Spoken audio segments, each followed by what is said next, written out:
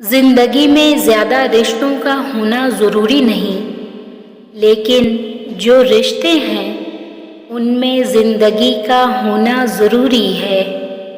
کسی کے بھی حالات سمجھے بغیر صرف اس کے لفظوں سے جج مت کرو۔ ایسا نہ ہو کہ جب تم کو اس کے حالات اور دل کی خبر ہو تب تک بہت دیر ہو چکی ہو۔ کبھی کبھی آپ کے دل میں درد ہوتا ہے جب آپ ان چیزوں کے بارے میں سوچتے ہیں جو ممکن تھیں لیکن ممکن نہ ہو سکیں۔ نا امید کبھی نہ ہوں، پر امید رہیں۔ اللہ بڑا کارساز ہے، وہاں سے زندگی دیتا ہے، وہاں سے راستہ پیدا کرتا ہے جہاں کا کسی نے سوچا بھی نہ ہو۔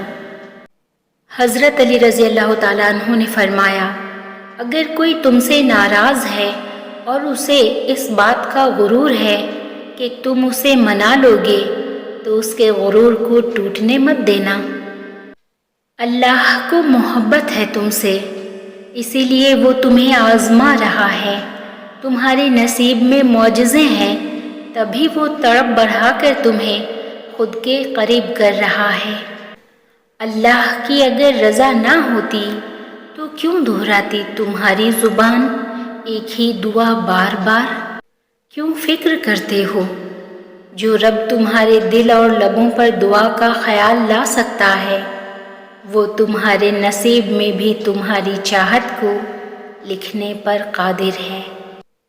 یا اللہ پاک، ہماری دعاؤں کو ایسے قبول فرما کہ ہماری زبانوں پر شکر کے سوا کوئی دعا نہ رہے۔ آمین یا اللہ پاک، آمین۔ انسان کا بہترین ساتھی اس کی صحت ہے۔